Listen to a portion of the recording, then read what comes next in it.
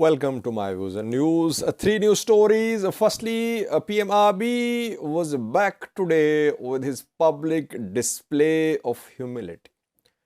He's a humble man, but whenever he shows humility in public, camera never misses the scene. Why?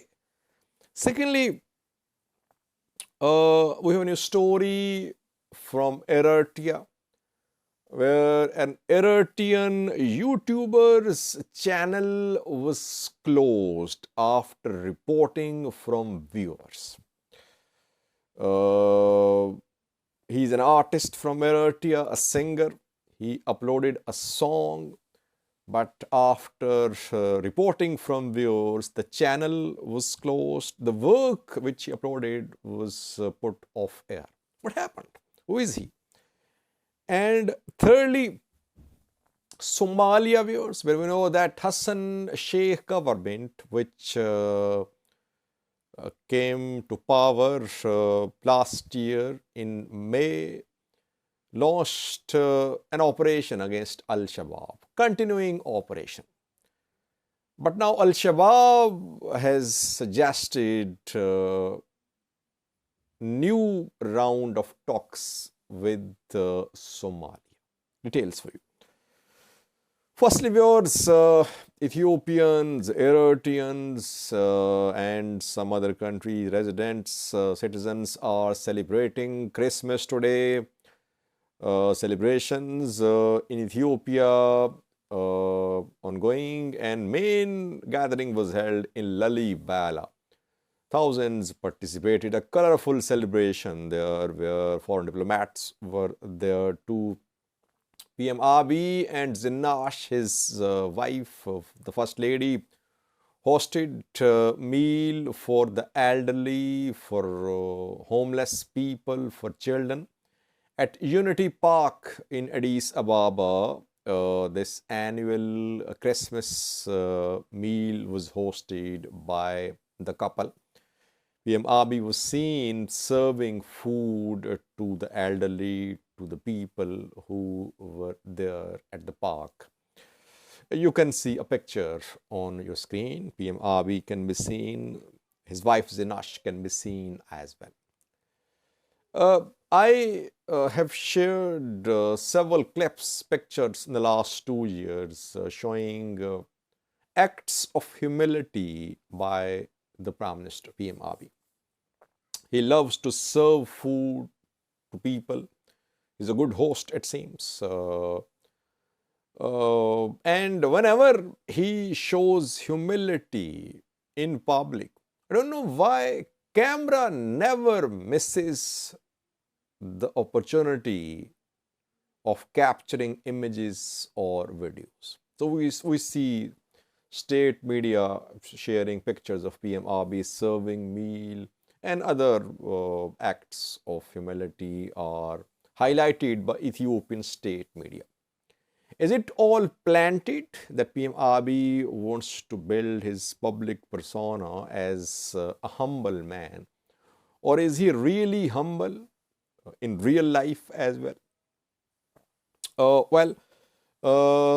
At least he is humble in public. At least. So he is hosting a meal for those who are in need of food. But just hosting annual meal for people, for a few hundred people in Addis Ababa, cannot resolve, it cannot solve Ethiopian problems regarding food insecurity.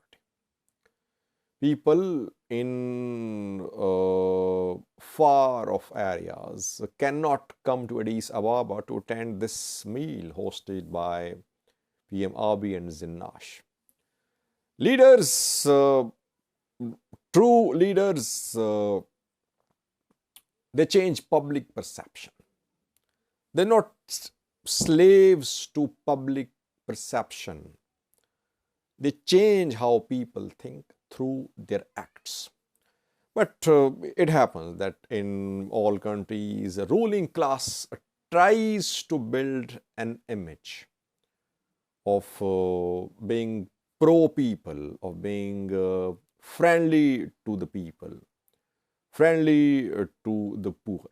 But people know who is friendly, who is serving the people. So what he is doing should be appreciated. But I think sometimes camera should miss such public displays of humility by the PM. Secondly, Eritrea viewers, where an Eritrean YouTuber's channel was closed. A song uploaded by him was put off air.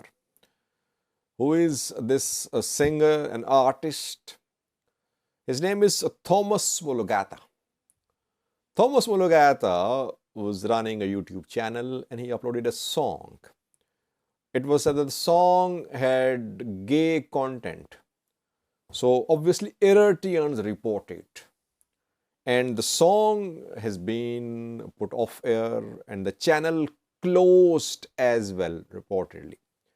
Thomas Wologata is a singer and a makeup artist as well.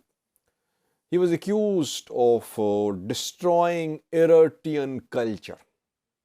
That is why massive reporting was done against the song, and his YouTube channel reportedly closed. Not because of having gay content, because I don't think it's YouTube's policy to close lesbian or gay content channels or videos, but due to massive reporting by Eritreans accusing him of destroying the culture, YouTube took this action. Those who reported his song, his channel, would be diaspora Eritrean members. Because in Eritrea, internet is not widely available across the country. So obviously, this reporting against the song was done from abroad, mainly from abroad. That led to closure of his channel. So freedom of expression is limited not only in Eritrea, but even diaspora Eritreans, they also reject content which is against Eritrean culture or which they believe is against Eritrean culture. That is why the channel has been closed, his song put off air. Thirdly, viewers, Al-Shabaab is now ready to talk. We know that for years, Somalia's government has been trying to contain Al-Shabaab, which is a major force in Somalia. Less than 1/3 of Somalia was under Al-Shabaab control a few months ago. But when Hassan Sheikh government took office in May last year, it started operation against Al-Shabaab. It rallied support, it contacted neighboring countries, US as well, and a massive operation against Al-Shabaab was launched. Local tribal elders were involved, local militias were formed, and Al-Shabaab is losing ground, though it could take some time to completely eliminate Al-Shabaab from Somalia. And still Al-Shabaab has tremendous reach. It can hit Mogadishu. We have seen that Al-Shabaab has hit Mogadishu twice. The same hotel, the same locality was hit twice by Al-Shabaab within the last few months, and that area was very close to presidential palace, Villa Somalia. So still Al-Shabaab is a major force in Somalia. Now Al-Shabaab has offered to negotiate. Deputy Defense Minister of Somalia, Abdi Fattah Qasim, disclosed in a talk a few hours ago that Al-Shabaab is now making an offer to the government that it is ready for talks. Now, it's interesting to see what Somalia's government would do. It seems that Somalia's government has military momentum on its side. Its momentum is building. Forces from Eritrea, Somalia's forces, are also arriving in Somalia. More than 5,000 Somalia's soldiers were trained in Eritrea, and they are returning to Somalia. They will be deployed as well. Regions are also committing their resources, their forces for this war. We are seeing an effort which is producing some results. Though, as I always say, that fight against Al-Shabaab is a long war. It's not that in a few days or weeks the war will be over. Because Al-Shabaab has penetration within the society of Somalia. Religious society, and Al-Shabaab has managed to have sympathy within the people.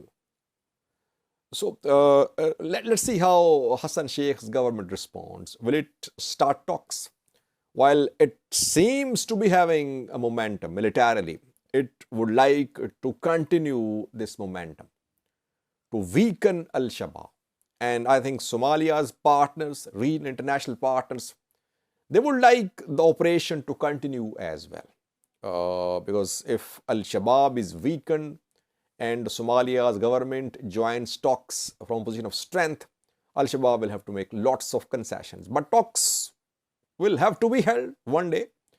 That is the solution. No wars can end without negotiations. Wars end at the table. But before negotiations at the table, battlefield developments determine the outcome of negotiations. So far, battlefield balance is in favor of Somalia's government. That is why we could see no response from the government